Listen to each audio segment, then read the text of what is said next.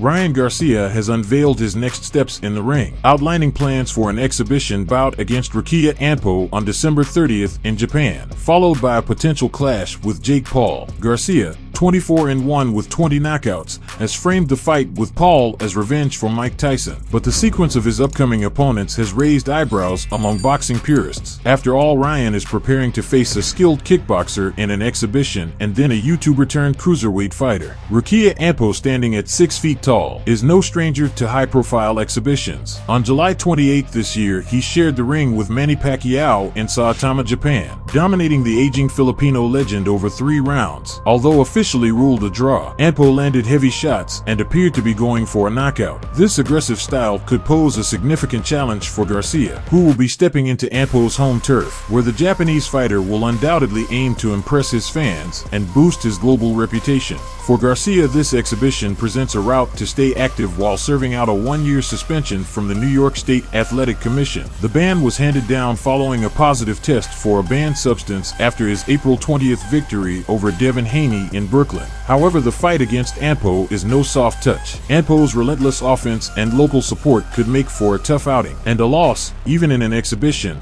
would be a damaging blow to Garcia's image. The prospect of Garcia facing Jake Paul next, however, raises its own set of questions. Paul, a cruiserweight, outweighs Garcia significantly, making the match seem more spectacle than sport, unless Garcia decides to bulk up as Paul did ahead of his recent 8-round exhibition against Mike Tyson. The physical disparity between the two would make the bout difficult to take seriously, while Anpo might help Garcia prepare for the kind of heavy punches Paul could throw. The logistics of this matchup remain uncertain. Nevertheless, these plans highlight Garcia's willingness to take unconventional paths in his career, even as they court controversy within the boxing community. Subscribe. Please like and comment. This is very important for the development of the channel. See you later.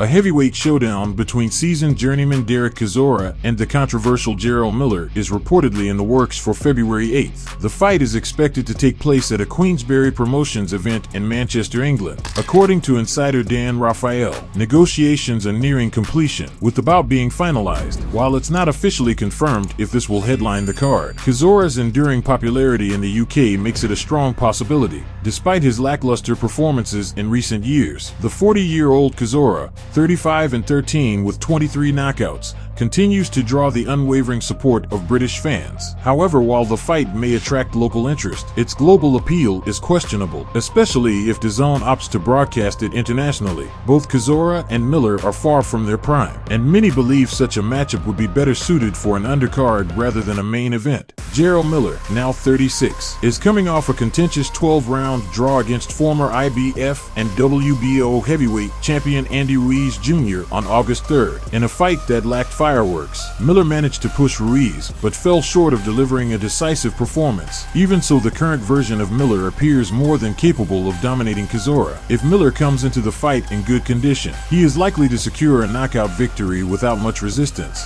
For Chisora, this bout marks yet another chapter in a long career filled with ups and downs. His most notable performance came over a decade ago when he tested an injured, one-armed Vitaly Klitschko in February 2012, going the distance in a 12-round unanimous decision loss. That fight, where Klitschko fought largely with one hand due to a left arm injury, remains the pinnacle of Chisora's career. Recently, Chisora has managed to notch 2 wins against older opponents, defeating 39-year-old Joe Joyce in an upset and 42-year-old Gerald Washington. While these victories have kept his name relevant, critics argue that Chisora, despite being younger than some of boxing's returning legends like 58-year-old Mike Tyson, no longer merits main event status. The question remains whether this matchup will provide competitive action or simply serve as a cash grab for 2 heavyweights past their best. Either way, it's bound to generate conversation among fans and pundits alike. A lot of people are going to say he's a weapon. He's probably the biggest weapon on the planet right now, and he's going to become an absolute rock star of Australian boxing. The cruiserweight division is buzzing with anticipation for a unification clash that seems destined to happen, a showdown between champions Gilberto Ramirez and Jai Opetaia. This potential blockbuster fight has all the makings of an instant classic, and fans are eager for it to materialize. However, before this dream matchup can be realized, Australia's unbeaten warrior Jai Opetaia, 26-0, 20 KOs, must first handle his IBF mandatory defense. Standing in his way is Istanbul's Huseyin Cinkara, the federation's #1 contender. The bout is scheduled to take place on January 8th at the Gold Coast Convention Center and will air live on DAZN. At 39 years old, Cinkara, 22-0, 18 KOs, remains an enigma to many fans. While his undefeated record is impressive, his resume lacks notable names, with his stoppage win over Armand Hoxage being his most significant achievement to date. On paper, this matchup leans heavily in Opetaia's favor, leaving some to question the necessity of this fight. Yet mandatory defenses are a staple of boxing's governance, and the IBF has always been firm in enforcing its rules. For Opetaia, widely regarded as not just the top cruiserweight, but also one of the most electrifying fighters in the sport today. This is another step in a career defined by activity and ambition. Remarkably, the January clash will mark Opetaia's 4th fight in just over a year, a stark contrast to many of today's top fighters, who often compete only once or twice annually. The 29-year-old southpaw has his sights set on unifying the 200-pound division before making an eventual move to heavyweight. With such lofty goals, it's hard to envision Cinkara derailing Opetaia's momentum. A consummate road warrior, Opetaia has fought his last 4 bouts abroad, including in the UK and Saudi Arabia. The upcoming fight marks a long-awaited homecoming, and the Gold Coast crowd will be eager to see their champion in action. For Opetaia, the stakes are clear: maintain his dominance and deliver a statement win in front of his passionate supporters. Cinkara will undoubtedly bring his best, but the odds are stacked against him. Few expect this fight to go the distance, and most believe Opetaia will add another knockout to his record. After January 8th, all eyes will shift to a potential showdown with Gilberto Zurdo Ramirez, a fight that promises to be a defining moment for the division.